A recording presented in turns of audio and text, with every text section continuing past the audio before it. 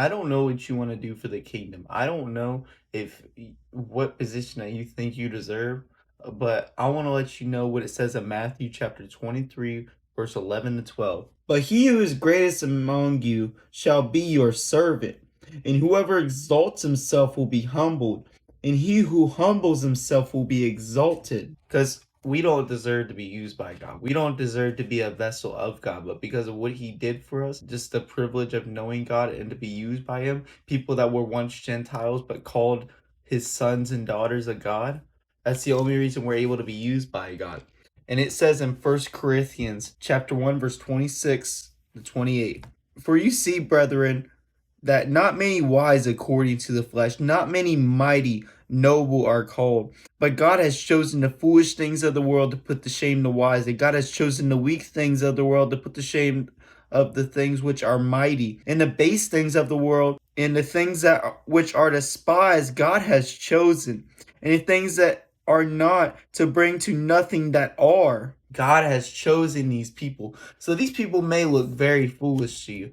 These people may look like they don't deserve this spot, and people may think that you may not deserve this spot. People may think that you may not deserve to do this thing for God, that you are not good in the flesh, that you're not good enough in the flesh. But God doesn't look at the outward image. He looks at the heart. So if you have a fire for God, you just want to be a vessel used by God. God honors that, and he's going to use you because he takes the foolish things of the world, the things that are not mighty in the flesh, he uses to put to shame the wise. It says in Philippians chapter 4, verse 13, I can do all things through Christ who strengthens me. So that means that no matter if you feel like that you can't do it or you're not good enough to do this calling, God God will strengthen you. If it's his will for this to be done in your life, he's going to strengthen you. He's going to get you through it. There's some things and there's some areas that God has not called you into, but the seasons and the areas that God has called you into, you're going to be able to do all things through Christ who strengthens you. And you don't have to worry about figuring out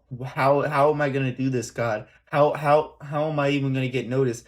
What am I gonna do, Lord? Like, I don't know how to do this. But it says in Proverbs chapter 18, verse 16, a man's gift will make room for him. So the gift that God has placed in you, it is gonna make room for you. I remember when I first came, God led me to come to a great church called Lifeway.